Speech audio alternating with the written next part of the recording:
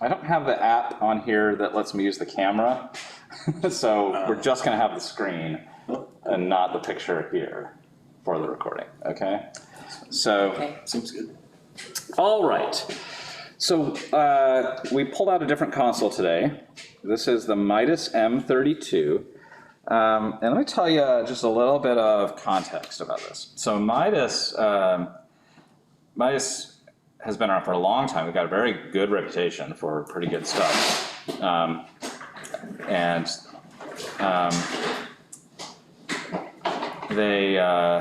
I always thought their analog consoles looked like candy, you know, like you could eat them or something, because they were very colorful and the buttons looked very juicy and all kinds of things. Anyway, very good reputation. Mostly for, you know, small and medium format analog consoles. Like that's what they're really, really known for. They did make some big stuff, but that's not really, as far as I can tell, what they're really known for. But a lot of people love their kind of small and medium format consoles. I guess I see what you mean. They did start making, what's that? I guess I see what you mean. Yeah. I could take a bite out of it. And so, somewhere along the way, Behringer, who is not a particularly reputable manufacturer. Diplomatic way of putting that. How come? Well, so Behringer's business model for a very long time, and they say these days are over, but you know, then they keep putting things out that are like, but their business model was basically that hey, we can follow we can like wait for the really smart manufacturers to figure out cool things, and then we can just make a cheap version of their thing. Okay, and I enjoyed my X32. you know, and to the point where like there were literally things that, you know, looked exactly the same, used the exact same chips, had the exact same housing, they just were a different color kind of thing, and they sold it for like a third of the price. You know, it was just like complete rip-offs of someone else's work, right? And so after a while, people started catching on that that was what was going on, and a lot of like end users were like, hey, that's not cool. And, you know, and Behringer kind of started getting a bad reputation for that. And so they eventually said, okay, we'll stop doing that. But then they don't seem to stop doing it. Like, They still do. like they're still like sometimes doing this. But there are a few things, like every once in a while they put something out that seems like they made it themselves and it's actually pretty interesting. So like they're capable of making interesting things. They just seem to choose not to do that a lot. But one of the things they decided to do one day is buy Midas. They just whipped out the checkbook and said, Give me that. yes, exactly, give me that. And so they bought Midas, which means they bought all of Midas's technology and all of their copyrights and all of their patents and all of their everything, okay? Fight back. Which means, well, presumably they agreed to it. I mean, Presumably they got enough money to make it worth it. yeah, I mean, they laughed all the way to the bank, you know, Right. it's that kind of thing. And so it was like, well, instead of us copying them illegitimately, let's just like literally buy their technology, and then we can copy it without having to feel bad about it, you know, and without people having to, you know, Talk about it. right? And so one of the things that this console is one example of that mentality. So this is the Midas M32 console. Behringer makes a console called the Behringer X32, Yeah. which does not look like this. Oh, okay. Okay, but inside is this. Like, Wow. The user interface even looks the same. yeah, it like the guts are the same. The software is the same. Very original. They just put a different shell around it, okay, and sold it for cheaper. So, but to be fair, the Midas version of this thing, they sell for pretty cheap. I mean, we got this console with a stage box and a case and everything for like $3,000 or something. Nice. Might have been a little bit more than that, but But it was in that neighborhood. Less than $5,000 for sure, which is pretty good considering, what's in here. Because this thing has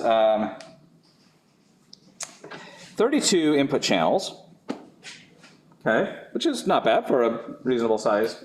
I mean, that's like a M7CL was 32 channels, right? That's decent.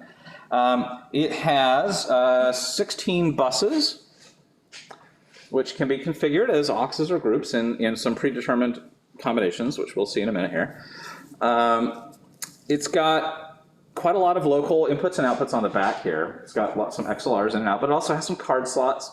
It has network control capability with an app, as you can see. It's digital, so you get all the benefits of digital consoles, which means you don't have to have a knob and a button for everything. You can have one knob pretending to be 100 knobs, So that's super useful. And so there's also a few things that this does that digital consoles do that we didn't talk about last time, okay?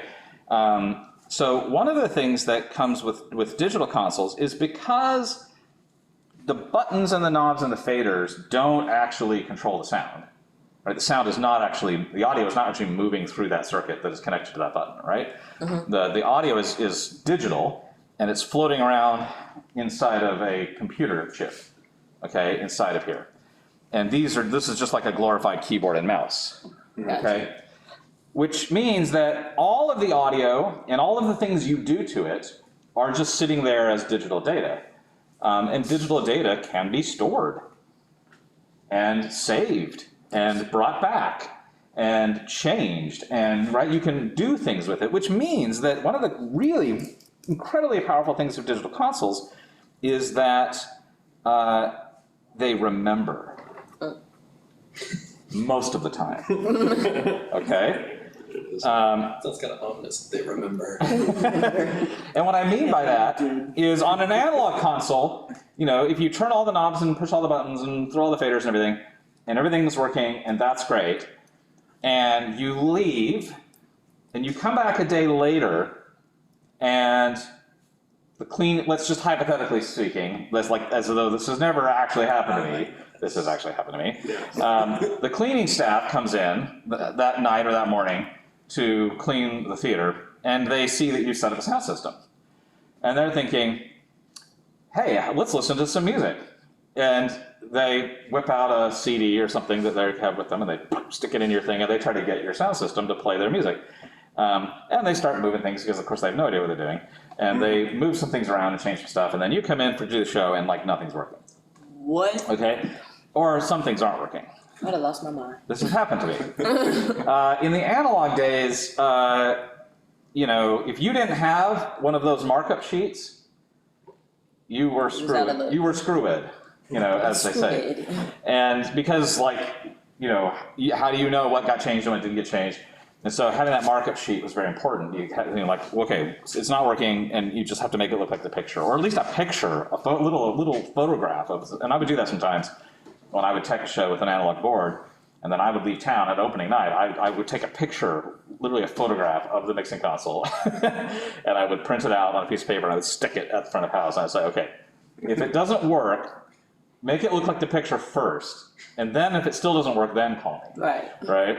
Because that was really the only way. That was the only way to save the information, was to literally write it on a piece of paper. Okay? But the cool thing about digital console is because the actual buttons and knobs and faders don't really do anything, somebody who doesn't know what they're doing can come in here and push all the ones they want, and yeah, they'll screw everything up, but hopefully before you left the day before, you told the console, hey, remember the way everything is right now. And just save that. And that way, when you come back and someone's messed with it, you just sort of tell the console, hey, remember that stuff I told you to remember? Remember it. Bring it back.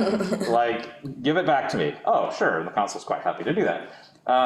So that's super useful. And that ripples into all kinds of other benefits. You could have, let's say you're doing what's called like repertory season, or shows where you've got multiple shows happening on the same stage over a period of a few months, right? Okay. It's called repertory theater, and they so you've got maybe 4 shows, and on odd days you're doing show A and B, and on even days you're doing show C and D, matinee and evening, right? And you're just like boom, boom, chugging through these in the loop, right?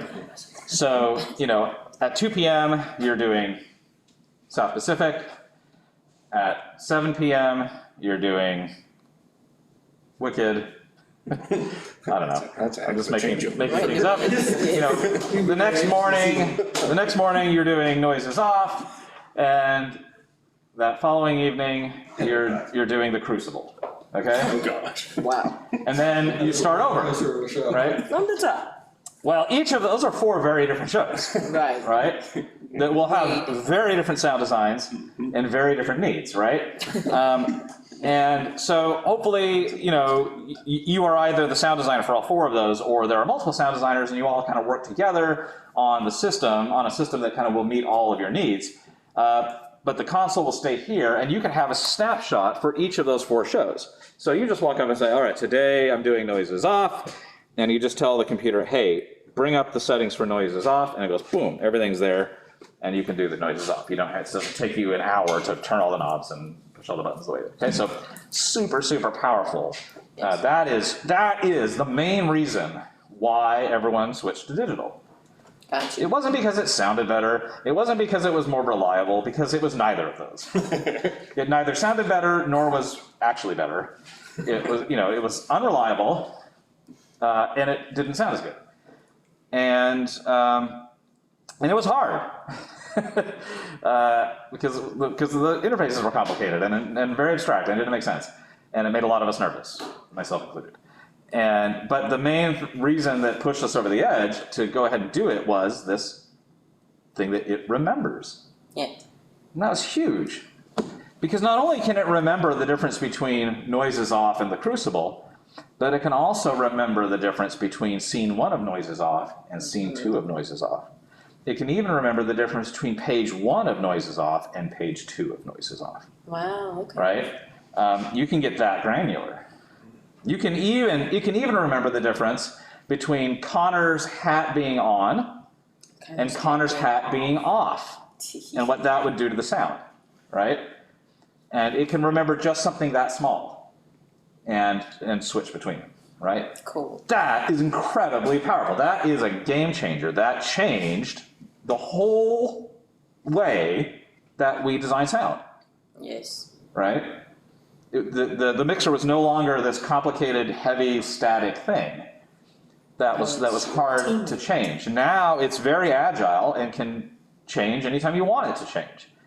The M32 is no exception. It has snapshot automation. It will remember things. And let's see if we can pull that up. So here's your cues. It looks like we've got some settings in here from some other shows. LLDR is Loneliness of the Long Distance Runner. Oh yes, let's do it over here too. Just gonna turn these off. Yeah. In case that memo thread gets. Thank you. So Jason, if that's repertoire theater, then what is this season? I thought that's what this. So it's if you're like a theater company that has like a season, that would be like a series of shows you're going to do over the course of the year. Oh. But you're not going to be doing more than one at the same time. Okay. Right. Got it. Okay. That makes sense. Like we're doing Row, and then we're doing Amadeus, and then we're doing Sweeney Todd. We are doing Amadeus and Sweeney Todd at the same time, but not in the same room. Okay. Right? And there's separate systems and separate mixers and separate teams and everything, right? So it's not like the same room, and we have to have both shows happen in the same room at the same time. Right? Got it. Okay. So you can see we've got, 7 snapshots, we call them snapshots or scenes for a show called LLDR, which is a show we did last fall, Lonely is the Long Distance Runner. And then there was a show called Coriolanus we did, and then there was this thing called Patrons Rep. So we had some shows in Patrons Theater last year that were running repertory, okay? So we had a system there that stayed there. So they could go in and just recall that stuff, okay? Other questions about that? Make sense? Yeah. Okay, so we're not going to get enormously into that, but one thing I want to show you that's very important, and you can't see this entirely on the screen, so up here, so you have to see it down here on the board, which is the bus configurations. Okay, so this uses the terminology of bus and does not. The word aux does not really appear here. It does appear here, but it appears in a different place to describe a different thing, which, of course, it reappropriates the word for something else. Because why would we not use the word for what it has meant forever? You know. Yeah. Keep on your toes. So you have 16 buses. They can behave like groups, or they can behave like auxes. And those auxes can be pre-fader or post-fader, okay? And you set that in here. You got to set up, and you see bus configuration. And it is not infinitely configurable, okay? There is a menu of choices here. So you can have 16 pre-fade auxes, 0 groups, and 0 post-fade auxes. Okay. You can have 0 pre-fade auxes, 0 groups, and 16 post-fade auxes. You can have 8 pre-fade auxes, 0 groups, and 8 post-fade auxes, so on and so forth. So you've got the sequence of numbers: 16, 0, 0, 0, 0, 16, 8, 0, 8, 10, 0, 6. So 10 is like 10 pre-fade auxes, 6 post-fade auxes, no groups. 8, 4, 4. You got 8 pre-fade auxes, 4 groups, 4 post-fade auxes, so on and so forth. So you have to choose from one of those options, okay? You can't, that's it. That's all you got, as far as I can tell. But it does have this note. This drives me nuts, and I've seen people do this, and I just feel like, why? That you can actually change the bus configurations on a channel-by-channel basis. Which is like, why would you do that? But you can see that up here. Because right now I have it set to 4 pre-fade auxes. I have 1, 2, 3, 4, 5, 6, 7, 8 groups and 4 post-fade auxes. But look what happens. I can go in here and say, actually, for this channel, I want bus 5 to be, they switch in pairs apparently, to be a pre-EQ or aux. But over here on channel 2, it's still a group. Because that makes all the sense in the world. I was going to say something. Right? That is the stupidest thing I've ever seen. Well, not quite the stupidest, but it's up there. It's up there. I mean, I get what they're doing. They're like, well, we have the ability to be flexible, so let's be flexible. But why would you want one channel able to route to these buses in a completely different way than the other ones? That just feels like you're setting up yourself for a world of confusion. Right. Yeah. Like, why are half of these channels behaving this way and the other half are behaving a completely different way on the exact same thing?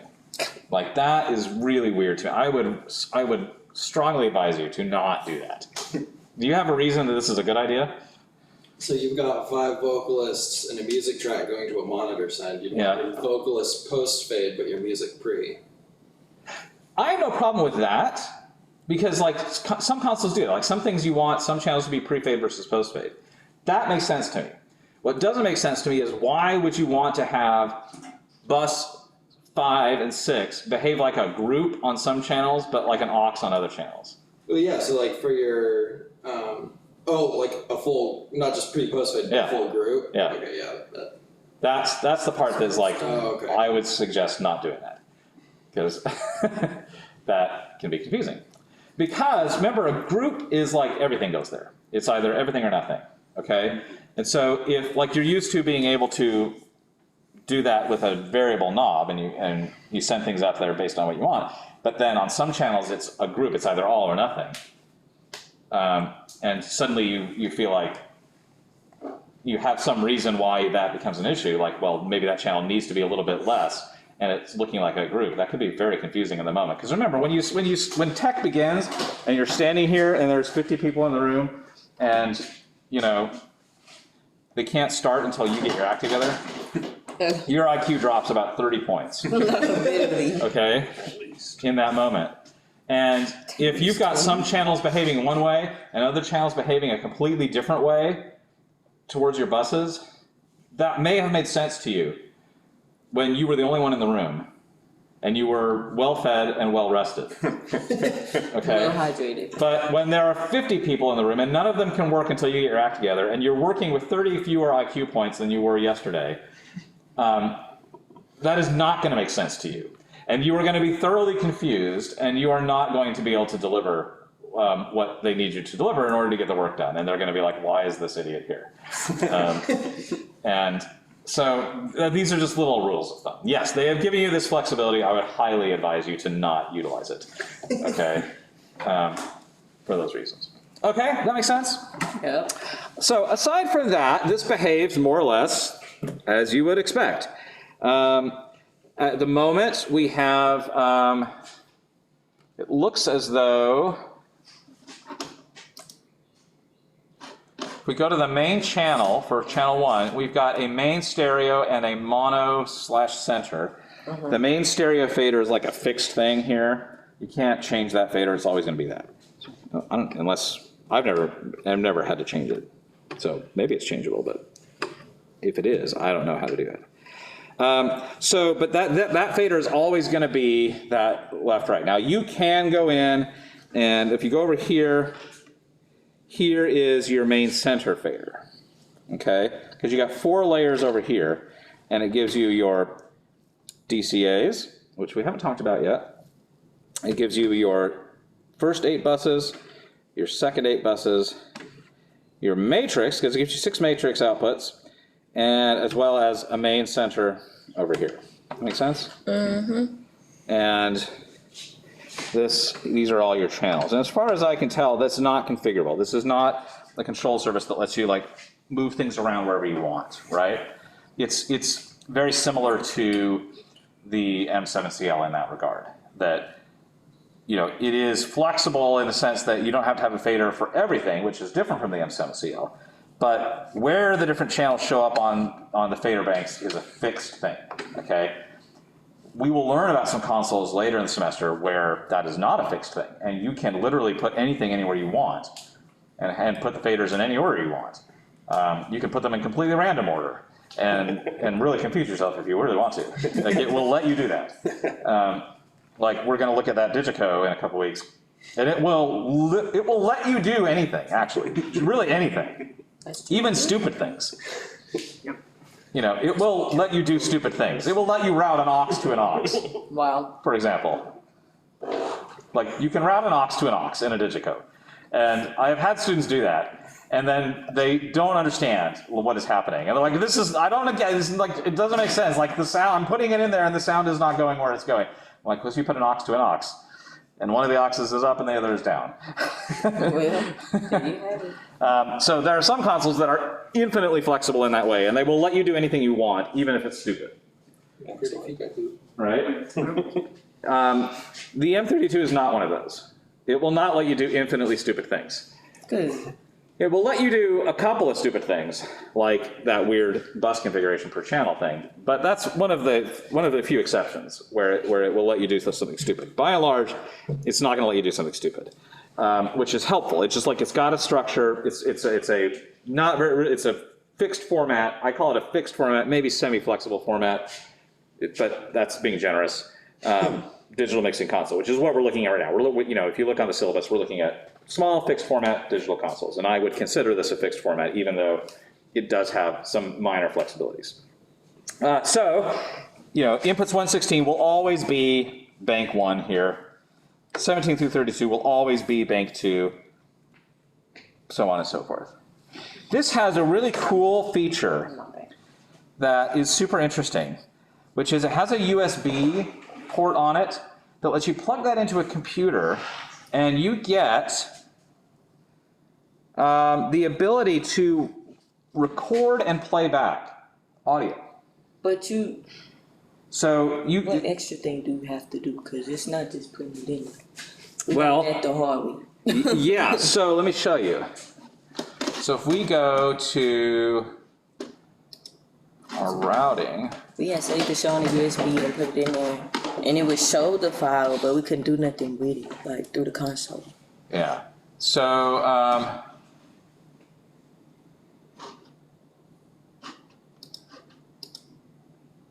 where is it? That's the direct out inputs AES50. It wouldn't be the card. Would that be user? Is that what it's supposed to be? The card is Dante. Yeah, the card is Dante. So I think it's the user. That's weird. What do they call it down here?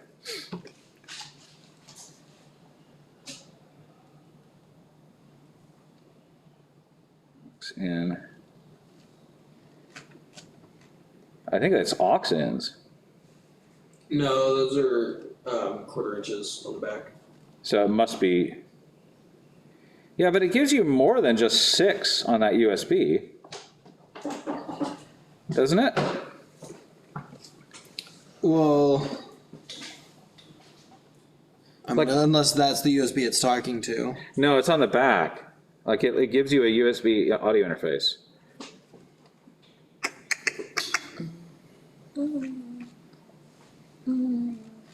I thought you could do a full like 32 channels out of it. Yeah, that's what I mean. Into it even. Well, that's interesting. Well, we may figure that out in a minute. I can pull up a 32 channel multi-track or like Reaper or something if you want to look at it. Nice local 1 through 8. Let's do it here. Oh, here it is, users. So, okay, look here. So here I'm in routing. And actually, if I go to input 1 through 8, I can tell that to be user in 1 through 8, 9 through 16, 17 through 24, 15 through 32. Okay, and the user is the USB, I'm pretty sure. Which means you can actually plug this into your computer, and this thing will show up at the computer as a 32 channel sound card. Oh, Audio interface, cool. right? Okay, okay. So you can use QLab and play 32 channels into this. Okay, and you patch them to the inputs, right? That's cool. So you So don't you need could- you don't need an extra interface, right? But you can also do it the other way, where you can put that audio out of this 32 channels into another computer. So it can be a big interface, which is super cool. Still through that though? Still through the USB? So through the USB. Ooh. No device drivers. It's uses just USB general audio class compliant drivers, which means nothing special. So we have a Dante card for this console, which we're not going to talk about Dante today, but because our QLab systems use Dante. But prior to we got these, that's how we would use QLab with this console. We would just plug it USB into the QLab computer and play straight in, right? That is so cool. That's very cool, right? Very, very cool. Nice. The Allen Heath SQ5 does that too, which is super, super cool. Because we're going to the file. Although the SQ5 has an awful lot of latency in that, which I think the SD9 does it as well. I think it has a UB MADI built into it. Touch. that may be a software update. It didn't do it. Touch. Maybe I'm Or- thinking of the SD11, but I think one of them had a UB MADI built into it that you can get 32 channels in and out. Yeah, I know that didn't do that when we bought it. Okay. But that may have been one of those little Digico Yeah. software updates that they put in. So that'd be interesting. We should try that out. So anywho, that's cool, right? Yeah. That's very cool. So let's just play around here with this thing. So you can see if I bring this up, and let me bring our masters up here, and Speakers are turned oh, we turned them off. That's right. I don't know if you're gonna like. No. Good idea, though. Good thought. Hello. Okay, so here we are. Right, I've just routed to the main stereo. Okay, but look, we have EQ. It even has a useless RTA readout. That's totally useless. The reason it's useless is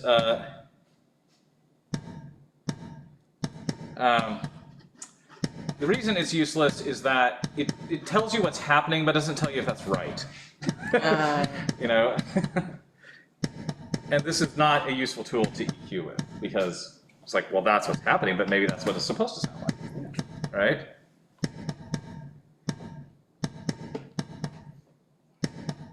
So you can go in and EQ this, and you can do it here on the app, or you can do it here. So if I select in here, you can say, all right, I'm going to go up to the high here, and I will take this, and I'll move the frequency down, and we will turn this into just a little thumpy kick drum, right? Okay, so you get EQ per channel. Then you also get, right, there's our other things.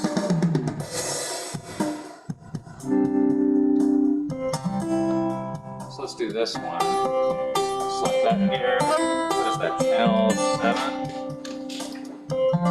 So you get dynamics as well. So you can do a compressor, right? With here's your ratio, 2 to 1. You can set your threshold.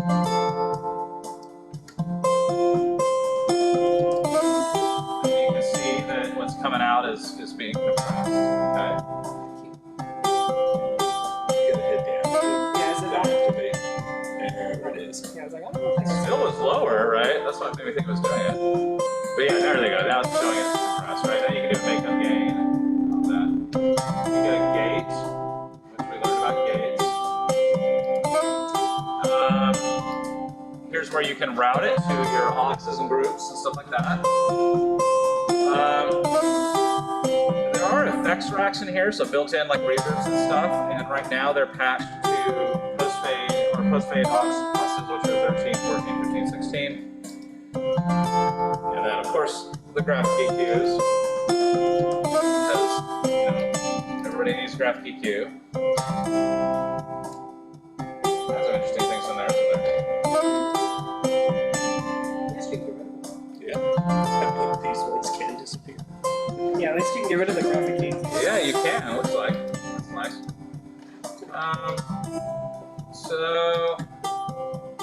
let's get the mic going. What channel is the mic in? 9. So we need to, because this is a mic, we do need to do gain on this.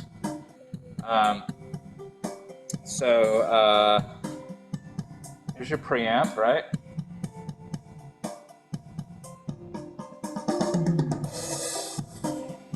So go ahead and talk into that thing. Hello, hello, hello, hello, hello.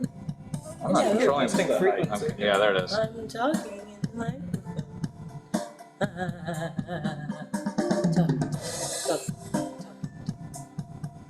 Talk. Talking very quietly into the microphone. There we go. So this mic is not really very good for a vocal. This is mostly used for like big drums. Something like that. And whatnot. But it does. Talk. It does work. Loudly. Okay. Here I am. Hello. So this can take really high sound pressure levels. It's got a big diaphragm on it, so like it's really useful for kick drums. Okay. But there's the gain. Yeah, this knob I was turning is the low cut, Okay. right? Which is variable on this, which is nice. Can you help me with that frequency stuff on Sound Gym? That's the one thing I can, get yeah. right. If you wanna look at my calendar availability, we can set up a time. Alright, cool. So that's basically it. I would like now to just give you guys a chance to play with it. I've shown you the basics here. You are are going to, and I'll put this on Canvas later this afternoon, but I'm going to have you do basically the exact same thing we did with the analog board, Okay. but with this. But a markup sheet and stuff. But instead of a markup sheet, I want you to make a digital file. So that you can plug in or load up on the app and put your file on here, and then everything works. That's the idea, okay? And you can do that in the app here. You can stick a USB stick. That's why I set this over here, is in case you want to come in here during the week and work on the actual thing. But you can, if you want to, get the app on your computer and just create it that way if you want. What these do? Can you like send us to where you get the app, or like where we should look it up? Yeah, it's on Midas's website. What do these do? These look to be assignable keys. So these are like soft keys. You can make them do things. Okay. These look like they are like tap tempo things for delays. These are little mute groups, which you can make mute different channels together. These are assignable knobs. So if there's little parameters that are buried inside there somewhere that you want to have access to, you can program them here. Oh, okay. Okay. All right. So I will write this all up, but let me just explain to you what's going on here. So the input channels are coming out on 1 through 8. We've got the mic on 9. The outputs. Let's see. What output do we have left and right going on? Is it 15, 16 on the back? So there are the XLR outs 15, 16, where this is coming out of. I don't know, that's really going to matter for purposes of, because that's like probably the default. But when you make up your file, make sure that that's what that is.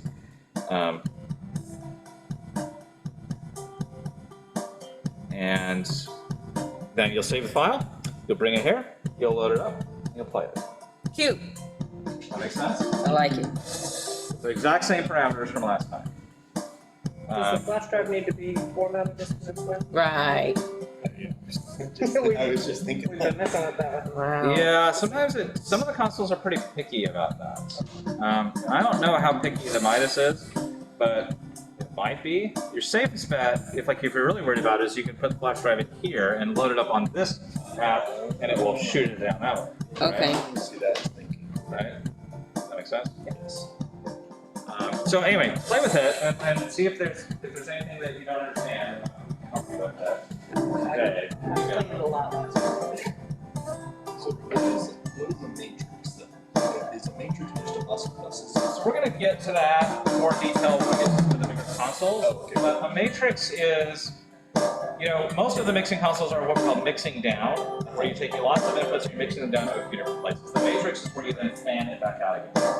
So usually the matrix is a bunch of outputs that can be fed from the aux groups. Okay. Cool. So for example, I might have an aux that has a post-fade mix of all the vocals for music, right? Sure. And there's lots of different people that might want to hear that. And so instead of having a separate aux for the music director, or the stage manager, or the whatever, and then I have to dial in 32 mics, and there's like, hey, a little bit more, 32 times. I create that mix once, and then I use the matrix. So I have a matrix, several matrix outputs, and each matrix outputs represents a different person that might want to hear different things. And they just say, I want a little bit of vocals, I want a little bit of the band, I want a little bit of this, and I dial in as though it's an aux into the matrix outputs from those buses. Right. So it's simply, in very simple terms, it's an aux for boxes, basically. I mean, not exactly, I guess. Maybe. Hello.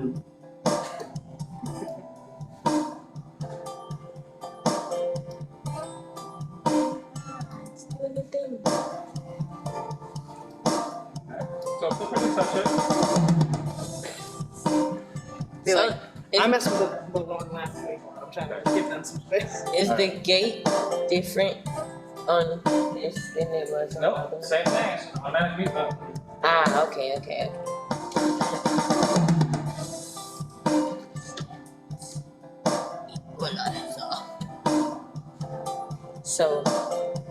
So when it comes to the computer stuff, no, because you're moving knobs and it works. What's that? I was gonna ask if I only have to be at the computer, but I was saying you were moving knobs. I do a little bit of both. I mean, it is linked.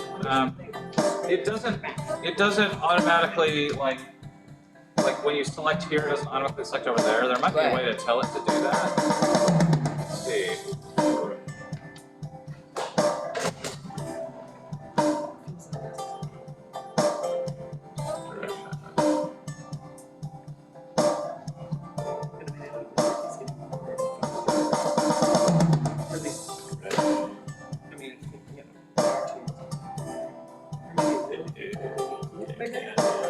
Oh, on the right, view preferences, edit, select follows bank and auto select. What? Where? Oh. Oh.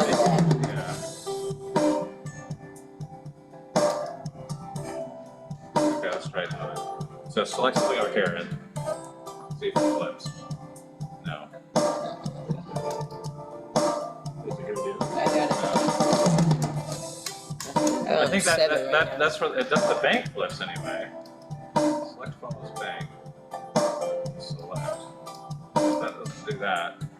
What does it do? What does it do?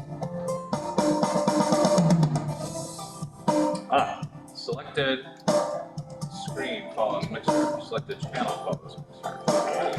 Let's try that. Ah, it's working. Hey. Okay, now let me do it this way. Let me do it this way. Ah, see, if I do it this way, it doesn't go the other way. But when No. you do it, we're getting somewhere. Somewhere. Okay.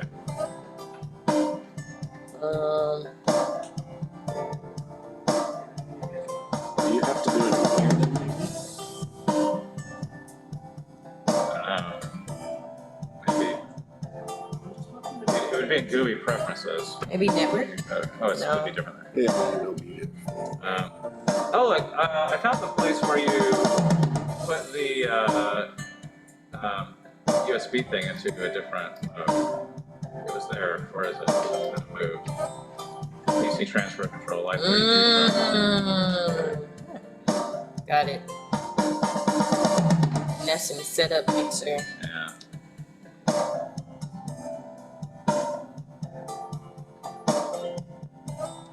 Oh no, that's for something else. Well, It's a nice beat. interesting though. Okay. What if it, did you go to remote? Yeah.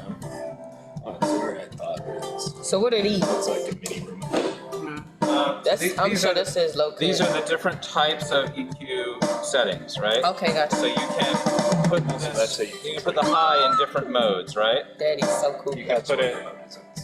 So if it's in high cut mode, You can just have this then- as a dot mixer. it's doing that, right? If you put it in parametric EQ mode, then you have to have a gain on it, right? Right? You put it in VEQ mode. What is VEQ? Very equalized. Oh, very. It's so cute, it's crazy. Maybe it's because it gives you the width. And maybe this element does that. Sure who you were talking I about. don't know. Actually, I don't know what that is. I think. Parametric EQ should give you the width as well. Yeah, it does. So what does VEQ do? Is it a different shape cycle? Maybe. High shelf gives you, high shelf. Gotcha. Hey, look, the meter. Did we do it? No, Find it? No. that was the meter. That's how it was cool. Yeah, I had gone Yeah. there. Oh, it's a meters, duh.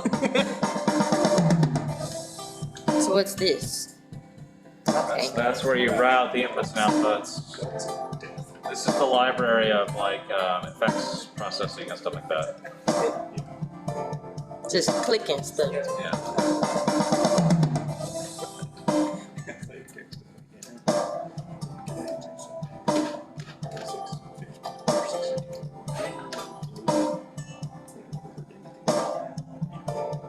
Yes. I'm gonna turn off that selected screen. Make sure it's not screen.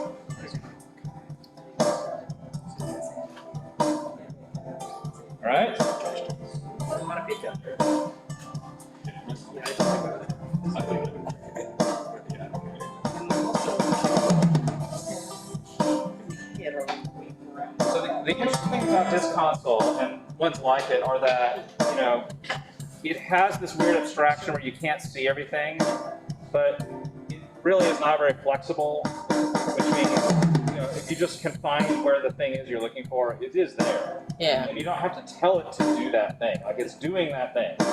It's just, you just have to find it, because it's got this little teeny tiny screen, and it's not a touch screen, and everything's like buried in 3,000 layers. So, but you don't, you turn this thing on and it knows it's a mixer.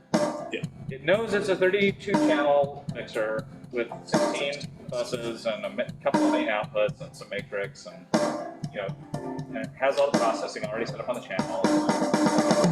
It does that automatically. You don't have to tell it to do all those things. Right. Okay? You just have, but if you want to control those things, you just have to figure out where they buried it, you know, because they buried it in a lot of layers. Which in some ways is really nice. This is meant to be the kind of console that you can kind of like just step in front of and turn it on and make it work. It doesn't require a whole lot of finagling to get it to do the thing. Whereas some of the other things we're going to look at later do require, you know, some, or maybe a lot of finagling to get them to do that. Yeah, I worked on a Digico at one point. For some reason, the mains were buried in like channel 7 of the second bank. So we were all like, "Where's the main out?" But that's And completely he was like, customizable. "Keep Like, digging." you can put those in if you want. Yeah, he didn't tell us to move them because it was just for a class. Just fine. Well, yeah, He was just like, "I don't know, where are they?" Nice though, because like if I'm mixing a show, I don't typically need my main, right? So what this do? You know, channel spacing on it, I'll just throw those in the bottom because why? Yeah. What the fader flip? Also, it looks like according to the very. Oh, you know what we should do is let's look at the buses and let's look at where they. Okay, These do. so you see how you can, what's that? Fader flip. That puts the aux sends on the faders, so you can if you can have all the faders turn into aux send controls for like aux 1 or something, and then you can move the faders instead of going and moving one knob 20,000 times. Right? Like, So you see how I've got, you know, some of these mix buses. Let me see if I can show it over here.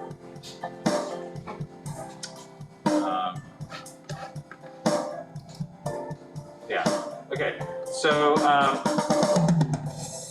some of them are.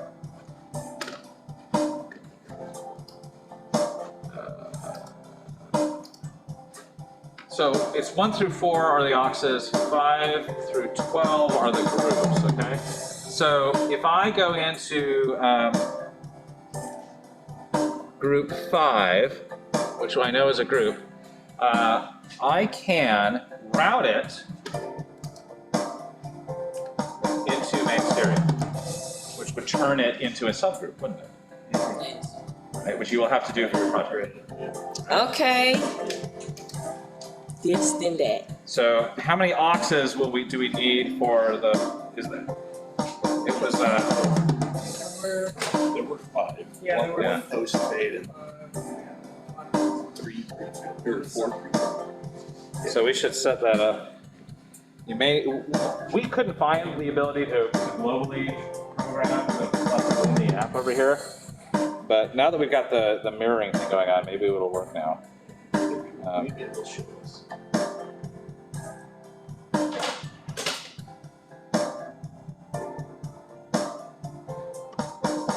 It was in setup, right?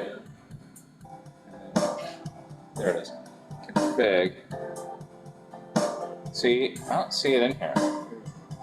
It doesn't It has, say I can't scroll in. I don't think so. So that global bus configuration, it has to be here. So we probably are going to want this 664, right?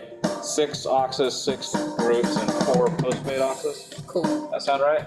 Sorry, one more time. 6 pre-fade auxes, 6 groups, and 4 post-fade auxes. That sounds right. Because the 484 is not going to let you do what you need to do if they're private. There you go. it's what it needs to be. Okay? So how is that something, so if you, it's not something you can fix on the app, but we need to like come in here to figure that As out? far as I know, you're gonna have to do it on a per channel basis if you're only using the app. Okay. Like you're gonna have to go to every channel and say, boom, boom, boom, boom, boom. You can also, I don't know if you can do this on there. I mainly just, we had the app up so that you could see.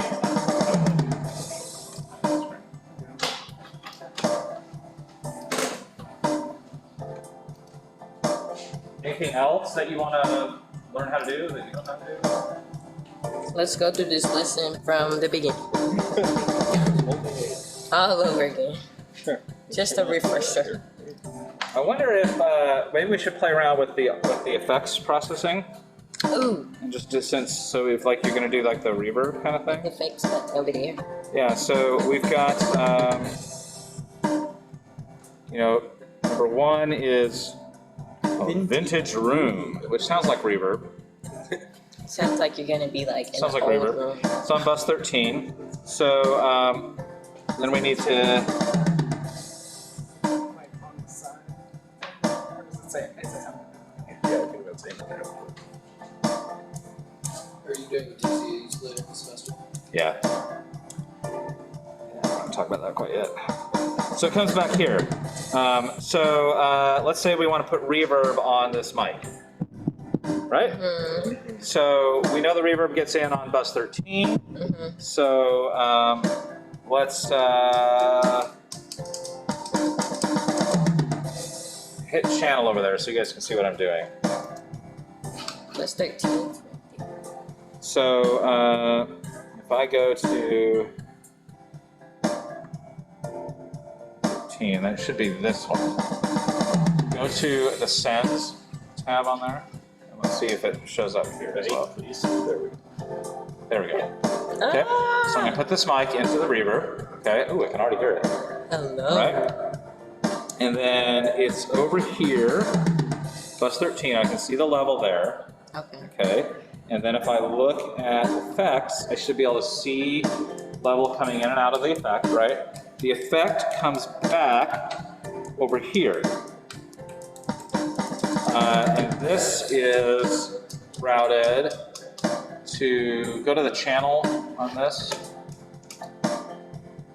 is routed to main stereo, see? So if I take this down, we don't have the reverb, right? No, I do. Wait, what's going on? Check, check, check. Now it's out. Check, now it's out. Now it's out. Okay, what? I pulled it down and we still have reverb. Right. That was weird. It was getting used to it. Check, check. Were you clicking anything on the light? Might have been a sync thing between the apps. Okay, there we go. All right, so that's the return. Send is here. This is the aux send. Right? Up, down, down, right? And then we routed it into the bus send there. That make sense? That's how you do that. Anything else from the assignment that you remember that we don't know how to do?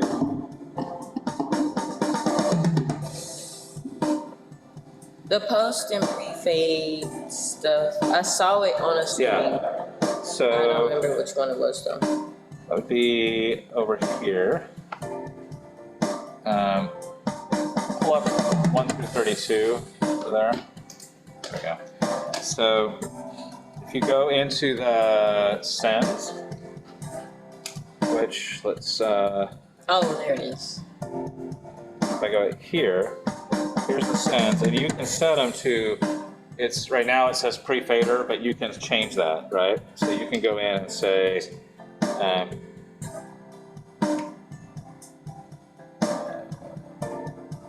let me do that in here. Oh, here we go. So you go down here and you can say 1 and 2 can be pre-post group, right? So pre-fader, that's for your pre-fade auxes. And if you need to set it to post, you can do it, right? But you also have, 13 through 16, which are post-fade auxes. They're by default routed to the effects processors, but you could route them anywhere you want.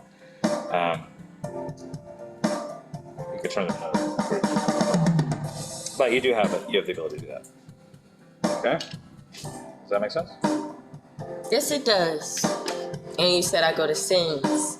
And on here, where'd you click? I just saw you pressing arrows. So once I went into sends, then I go do up and down to get, because you have the levels, and then you can change the modes. If you go down, then you've got knobs to change. So when it's on home, just press the arrow over there to Yep. get to settings. Yep. Okay.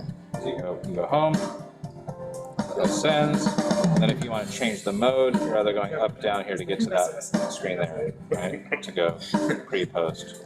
Right? Got you. So then this will still do the up. I was trying to get to like the next one. So there you'd have to go probably up and then, oh, you scroll okay. here, right? Got you. But then the other ones is that. Okay. Cool. So would we ever have to use like these?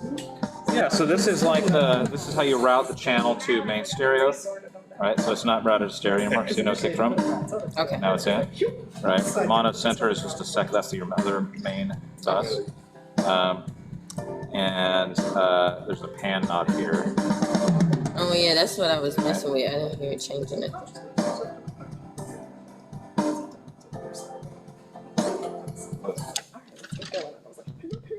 Okay, see how it's over there now? Okay, got you.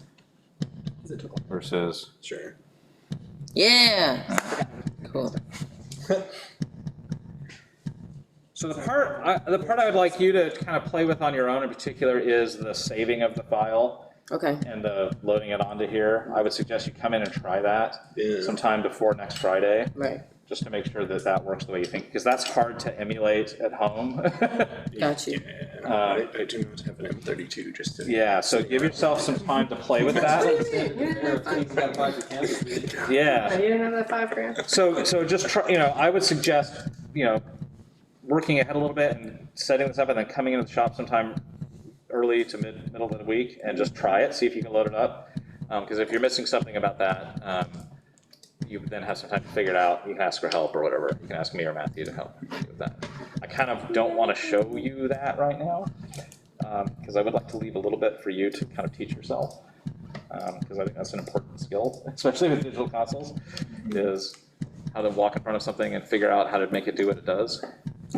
But suffice it to say, it is possible. Long time mess with that. What the heck? Speaking of which, I'll give you my number if you need it. No. Do not. Nope. Yeah, so I'm always happy to help, and we got Matthew's team, and Matthew is available to help as well. And honestly, Matthew has actually used this on a real show, and I have never used this on a real show because Wow. I tend to have shows that this would not be able to do the show, so I've never had a reason to use an M32. What's your number? 657 Ooh, hang on. It's area code. 657. 242 6847. Thank you. You worked on the one that's this size? Yep, Have you ever worked with the smaller version of it? that I have. Did you like it? Why? Matthew, what's your last name? KUPFERER. Oops. There's a lot of weird things about the way that this console works. Like, I think that they've changed it in the past, but you used to only be able to patch blocks of 8. Mm. Right? So, Yeah, that's still the That's case. still Still- the case, yeah. Right, so like if I have 28 microphones, but then want 4 channels coming in from like my aux inputs, I'm out of luck because 24 through 30 or 25 through 32 can only be XLR or only be a digital input. Like you Yeah. can't mix and match, so that's severely limiting. It's another one of those fixed format kind of like things. Like it gives you flexibility, but that flexibility is extremely limited. Yeah. But that's the point. That's on purpose, Yeah. right? They don't want you to have too much control. Yeah, and just like, because for a long time at BYU, I used QLs and CLs and digicodes and things. Like, I got used to being able to work with a lot of that. And so when I came down to a console like this that is very limited in what it will let you do, it's frustrating not being able to set things up the way that you want them to be set up. These are very popular in churches, you know, where they probably have like 10 different people who might come in and mix the services and stuff like that. And so they need something that, you know, you should be able to walk in front of and figure it out in a few minutes. Like without, and so that it's designed to fill that niche. It's really used, it's used a lot in churches, it's used a lot in small venues that, you know, have fixed systems, but just have multiple shows coming in, and you don't really have to like do a whole lot of like changing of patching or anything. It's just, it's used for, it's very, and it's great for that. I mean, it's so useful for that kind of format. But what I see happen a lot is you got a lot of places that will get this, and it does a great job for 90% of what they do. And then suddenly someone wakes up and says, I know, let's do Something else. you know, Let's do Hamilton. let's do this big show. And then they're surprised when their brand new mixer is kind of putting up a little bit of a fight Right. to get them to, because you need more flexibility. And this is like, well, I'm not supposed to be flexible. You know? I will say the one thing that I didn't play with when I used it was the, have you seen the X32 theater control that some dude wrote? I have heard about it. I've never actually like looked to see what does it really do. Yeah, I mean, I think it's something similar to like the T on Digico Yeah. for an X32, which is fairly impressive, but. Yeah, so it's got to be like an outboard automator, right? No, it runs on your computer. Yeah. So it's on a computer, and it's like doing external control, probably through MIDI or maybe OSC. Is it OSC? Yeah. To mimic the kind of flexibility that they don't build into it, so you can do the kind of like really granular automation that we like to do in theater. One of the dumb things too, because I delved way too far into this. We had to use it as a monitor console for School of Rock at the Hill, but Midas never published their OSC documentation. Right. Like some dude just figured it out and typed up this like 200-page document of how all the OSC works that Midas or Behringer couldn't be bothered to put out. It's crazy. I love the work that people will do just Right. to do. I am one of those people.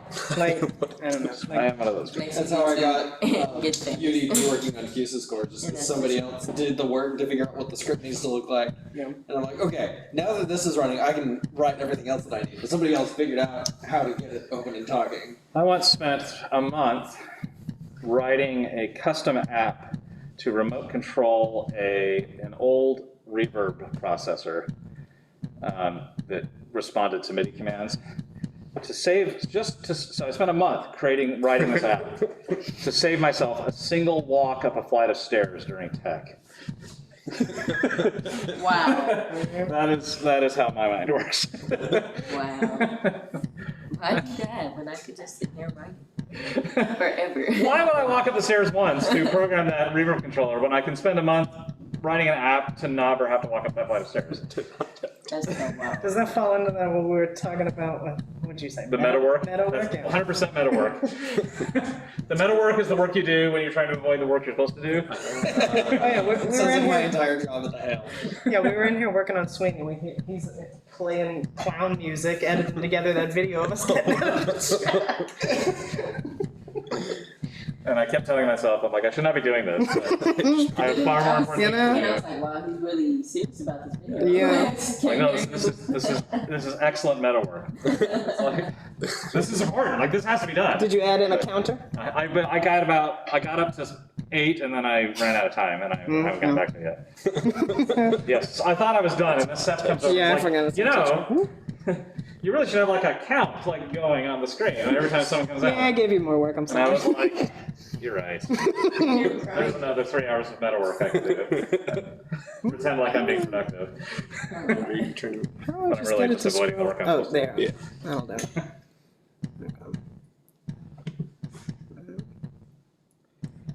I'm just confused on the, like, how do I like click on this? You don't.